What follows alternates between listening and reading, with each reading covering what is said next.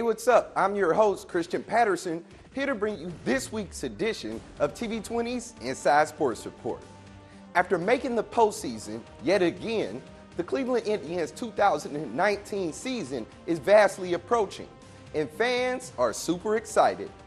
The Tribe's home opener is scheduled for April 1st against the Chicago White Sox. And to keep the fans engaged, the Indians recently opened their doors to their annual event, Tribe Fest. Tribe Fest was held at the Cleveland Convention Center. Tribe supporters were eager to meet their favorite players while experiencing a fun-filled environment dedicated to the fans. Well, FanFest is a winter thing. When during the off season we like to see baseball, and it's kind of like having baseball withdrawals. And in the winter, if you can take in some baseball, it's a bonus. So they always have this in January, and we try to make it every year. These are kind of family events for us. We enjoy it. We all come together, me, my brother, and my dad. So it's just been a family tradition. Yeah, there are more fans here than watched us for an entire series, honest.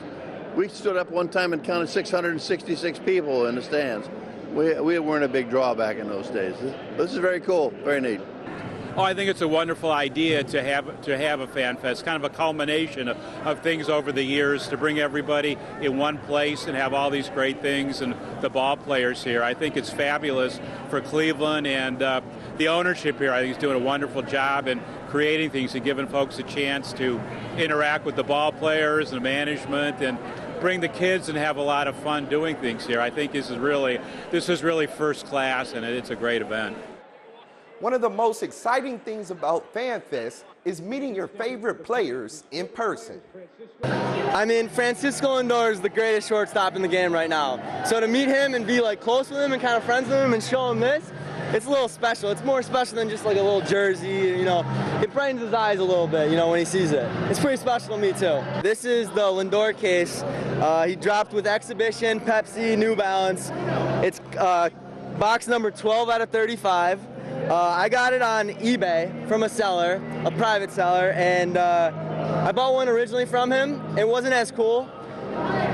Then he said he had another one, and it was number 12 out of 35, and I'm like, I have to have that one. So I sold the other one and bought this one, and just got it signed today.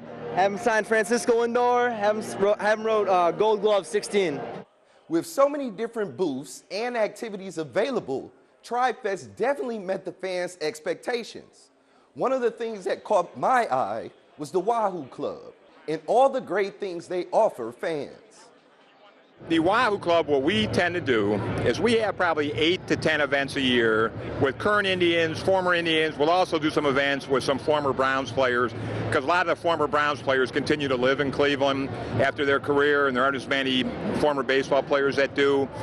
But for instance, last year we had an event with Rajay Davis and Shane Bieber. As far as current Indians last year, we've had Francisco Lindor, Carlos Carrasco, Trevor Bauer, Bradley Zimmer. I mean, I can go on and on. So we try and have an events that at our events, the people really get to know the players. I mean, we have Q&A, autographs, photographs, door prizes, silent auction, and by the time the event's over, the attendees really feel like they know the special guest. Tribe Fest is an awesome outing for everyone. There are family-friendly activities, appearances from players and slider, batting cages, and a chance for the kids to play wiffle ball on a field. My children, who are now grown, but I would take them to events like this, and plus they would come to our Wahoo Club events, and to make a long story short, you know, watch them from being little kids to, you know, now, I mean, my oldest is 32 years old, and I have a 27-year-old and a 25-year-old, and it's like the bottom line is it doesn't matter what the age is. You look around here, you see infants, and you see, you know, 80-year-olds and everybody in between. So that's the thing about baseball. It's all generations and connecting generations, and you know, it's a great game. And the Indians do a tremendous job. I mean, this is a first-class event, and we really appreciate the opportunity to be here, and we tend to pick up tons of new members here. Tribe fans are extremely grateful for the run to the postseason, but hopes are higher for next season. Well, there's definitely some excitement in the air with the Indians. The Indians, have had up and down seasons, and the World Series, I think, peaked in 16, and I think that is everyone still carrying on the bandwagon, and Tribe fans all over from all ages. So we're waiting for that first World Series championship in our lifetime, so we're supporting them. Go Tribe. Go Tribe. We're going to take a quick break, but we'll be right back with more of TV20's Inside Sports Report. Maybe you can make retirement happen. After all, you made home ownership happen. Homeschooling yourself on loans, beefing up your credit score. So I'm pre-approved. You were like, yes! Sorry. Color coding listings, ticking boxes, and flushing every toilet in a 20-mile radius. Home sweet home. You aced house hunting. Now get the tips you need to get on track at aceyourretirement.org. Hi, I'm Peter, and there's nothing I love more than sharing vegetables with my friends. Come on in! Help yourself to anything. That's why we give our food the utmost respect it deserves. Did you know there are simple steps we can all take to help save food? You can cook it, store it, even share it. Just don't waste it. Because when it comes to food, better ate than never. To learn more, visit SaveTheFood.com.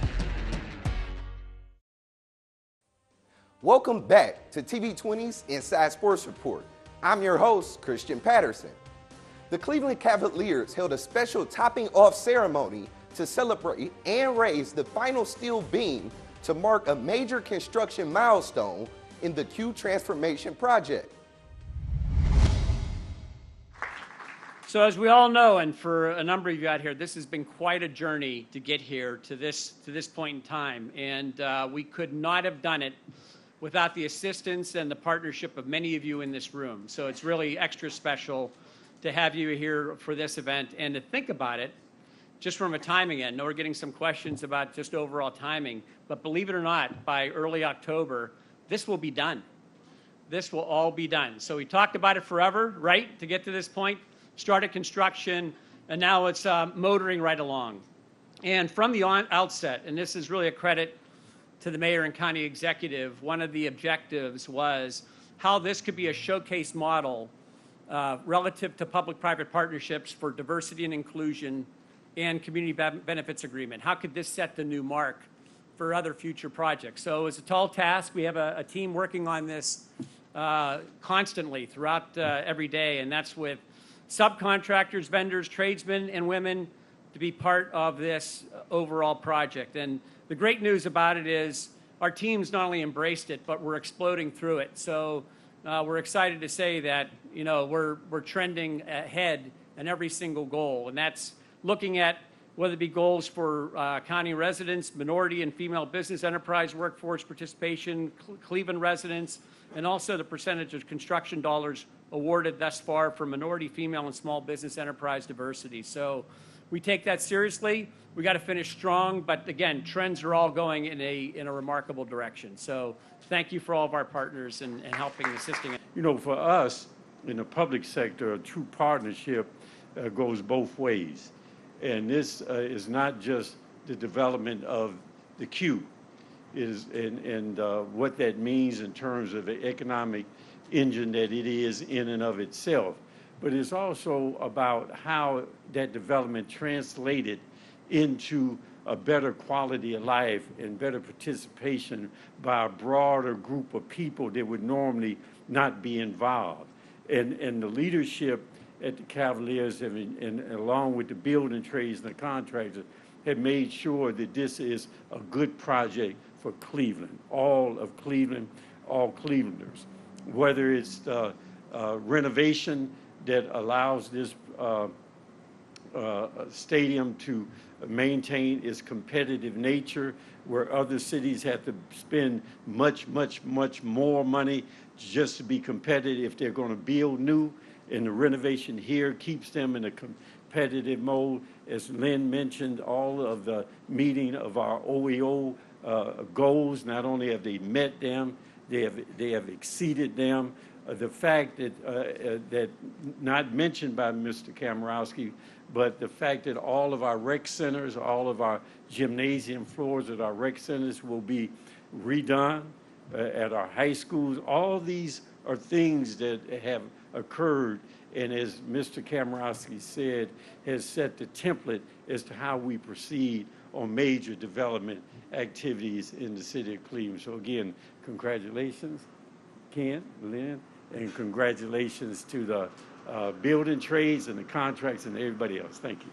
And as we stand here today, we're standing next to a beautiful arena, but what it really is to me, it is an arena that was built through a great public-private partnership with great ownership, with the partnership of the county, with the partnership of the city, and everybody coming together to make something great happen for all of us. And as much as we will all focus on the great Cavs games that will take place in here, the concerts and all the things that the Cavs family does to keep this building vital, this building also represents a lot of what our other speakers have mentioned. It represents jobs for our people. It represents the fact that this was an inclusive project.